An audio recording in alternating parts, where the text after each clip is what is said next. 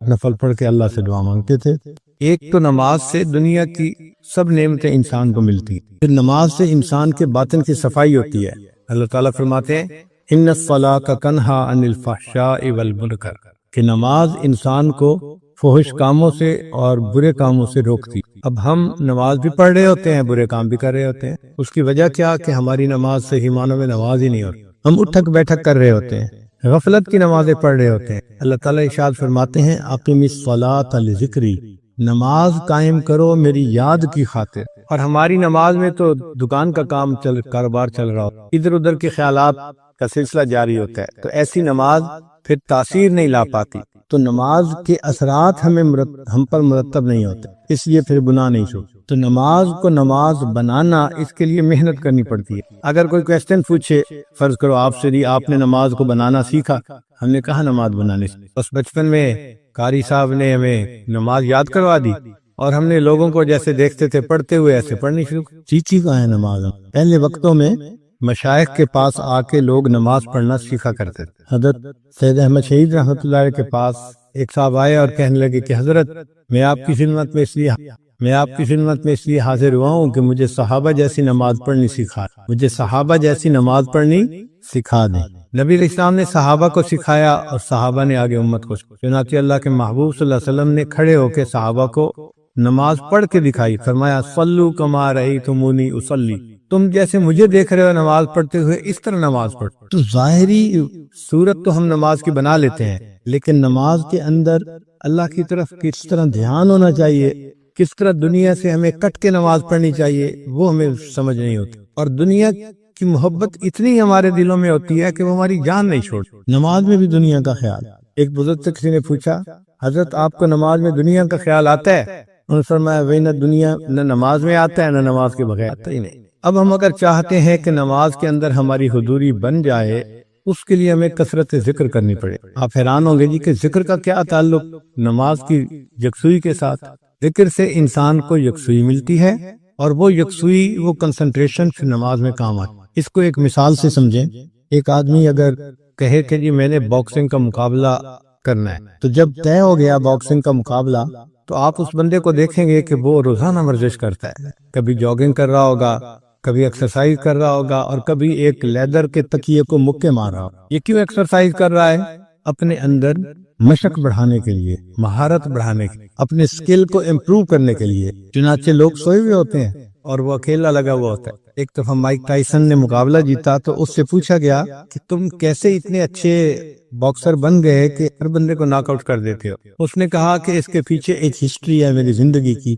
میرے گھر والے آرام کی نیند سو رہے ہوتے تھے، اور برف باری کے ہے، اس کو نہ پڑھنے پر بہت بڑی سزا ملتی ہے۔ اس نے اختیار نہیں ہے بندے کا کہ جی کوئی پڑھے یا کوئی نہ پڑھے، وہ ہر ایک کو پڑھنے ہیں، چاہے کوئی عام آدمی ہے، کوئی ولی ہے، کوئی صحابی ہے، سب کو پڑھنے ہیں۔ تو فرض کہتے ہیں لازم جو ہوتی ہیں، البتہ اس کے بعد کچھ اور بھی نمازیں ہوتی ہیں جن کو ہم سنت کہتے ہیں، وہ نبی علیہ الصلوۃ والسلام نے پڑھی ہیں، اور نبی علیہ الصلوۃ والسلام سے محبت کا تقاضا یہ ہے کہ ہم بھی ان کو پڑھیں، ان کا اجر بھی بہت۔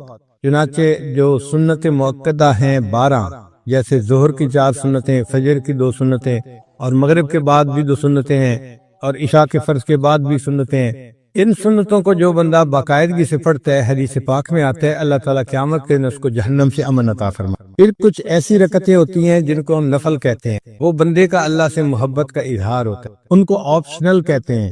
اگر کوئی پڑھ لے گا تو ثواب ملے گا، اگر نہیں پڑھے گا تو وہ فائدہ نہیں اٹھا پائے گا، کوئی سزا نہیں ہوتی اس کے اوپر۔ یہ نمازیں بھی بہت اہمیت کی حامل۔ آج کل کے دور میں طبیعتوں میں سستی اتنی آ گئی ہے کہ نوجوان بس فرض پڑھتے ہیں یا مشکل سے سنت نماز پڑھی اور پھر مسجد سے چلے جاتے۔ وقت بھی ہوتا ہے، کوئی ڈنڈا لے کے سر پہ نہیں کھڑا ہوتا کہ بھئی نکلو یہاں سے، وقت بھی ہوتا ہے، مگر طبیعت کے اندر نفل پڑھنے کا شوق نہیں ہوتا۔ یہ افسوس کی بات۔ نفل کو بھی ہمیں پڑھنا چاہیے، چنانچہ حدیث پاک میں نفل نمازوں کو پڑھنے کے بڑے فضائل وارد ہیں۔ حدیث مبارکہ میں ہے کہ جو بندہ فجر کے بعد اپنی جگہ پر بیٹھا رہے، فجر کی نماز کے بعد، اور ذکر اذکار کرتا رہے حتیٰ کہ سورج طلوع ہو جائے، پھر اس کے بعد وہ اگر 2 رکعت اشراق کی نماز پڑھے گا تو اس کو 1 حج اور 1 عمرے کا ثواب عطا ہو۔ اور صحابی کہتے ہیں کہ نبی علیہ السلام نے جب یہ فرمایا تو 3 دفعہ کہا کہ مکمل مکمل مکمل،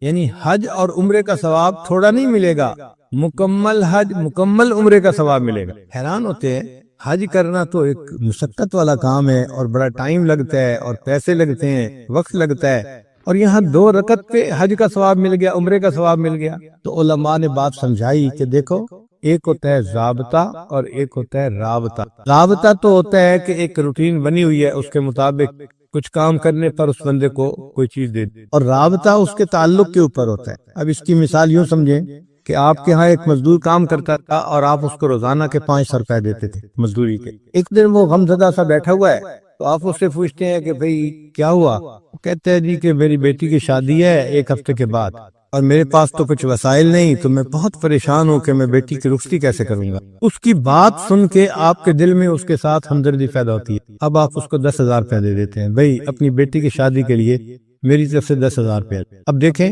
ضابطہ یہ تھا کہ اس نے پورا دن مزدوری کرنی تھی اور 500 روپے کمانے تھے، اور جب مالک سے اس کا رابطہ ہوا تو 2 منٹ کی گفتگو کے بعد اس کو 10,000 روپے۔